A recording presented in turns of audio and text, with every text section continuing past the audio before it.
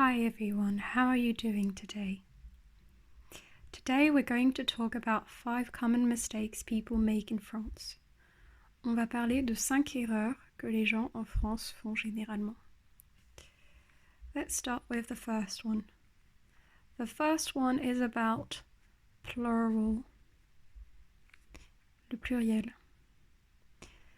Plural is usually in English without an S, and a lot of words are invariable. Beaucoup de mots sont invariables.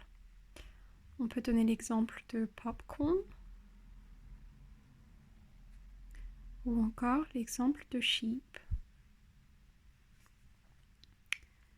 La deuxième erreur que les personnes font souvent en anglais, c'est avec les faux amis.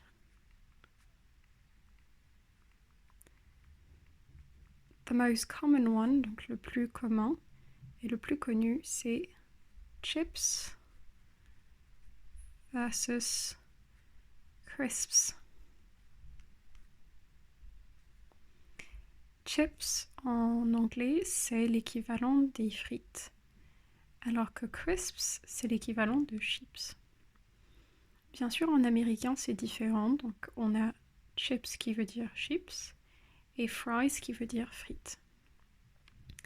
Il y a d'autres faux amis un peu moins connus qu'on pourra voir dans de prochaines vidéos ou dans des cours. La troisième erreur dont on peut parler, c'est le fameux ing et ed. Quand dit-on bored versus boring? Is she boring or is she bored? Si elle est bored, c'est qu'elle est ennuyée. Si elle est boring, c'est qu'elle est ennuyeuse. Attention à cette subtilité. Ensuite, on a la fameuse prononciation du H.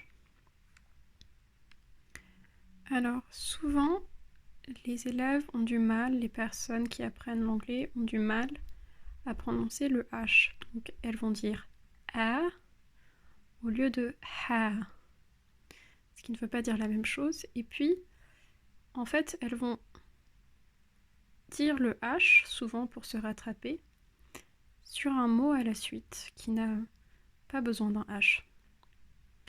Pour corriger cette erreur qui est souvent inconsciente, il faut s'enregistrer ou parler avec d'autres personnes. L'autre chose, c'est que la plupart des mots en anglais ont un H qui se prononce. Mais certains mots, comme le plus connu hour, l'heure, the H, ils ne se prononcent pas.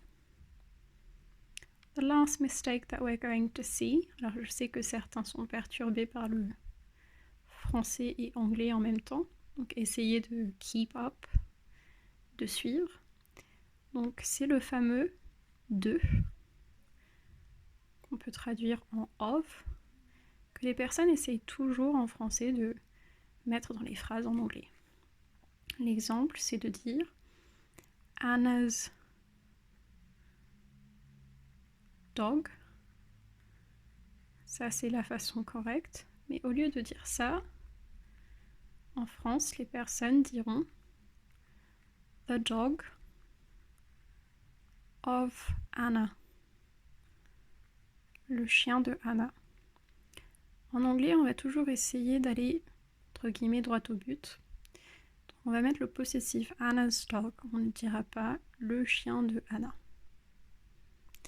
Voilà, j'espère que cette vidéo aura pu vous aider et à une prochaine fois.